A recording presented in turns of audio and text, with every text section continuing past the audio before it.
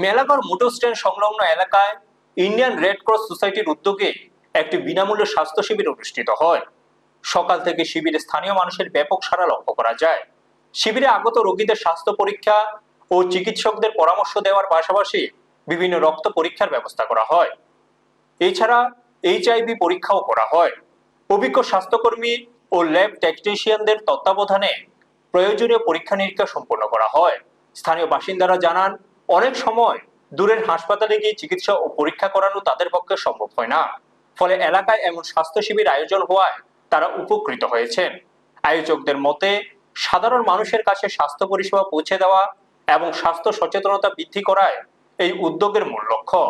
ভবিষ্যতে এই ধরনের জনকল্যাণমূলক কর্মসূচি চালিয়ে যাওয়ার আশ্বাস দেওয়া হয়েছে। ব্যুরো রিপোর্ট, নিউজ তৎকাল 24। মূলত মোটর স্ট্যান্ডে ভালো একটা আজকে যে স্বাস্থ্য শিবির যে আয়োজন করে ইন্ডিয়ান রেড ক্রস সোসাইটি থেকে, তো এই বিষয়ে আপনি কি বলবেন, যেহেতু আপনি এই স্ট্যান্ডের একজন দায়িত্বপ্রাপ্ত লোক বা ভালো একটা অবস্থানে রয়েছে। আজকে যে ইন্ডিয়ান রেড ক্রস সোসাইটির তরফ থেকে যে বিনামূল্যে স্বাস্থ্য শিবির, আমি প্রথমত তাদের ধন্যবাদ জানাই। এ কারণে আমি ছোটোবেলা থেকে আমি শুনে এসেছি যে একটা রেড ক্রস সোসাইটি নামে একটা সামাজিক সংস্থা মানুষের পাশে, শ্রমিকের পাশে সর্বক্ষণেই কাজ করছে।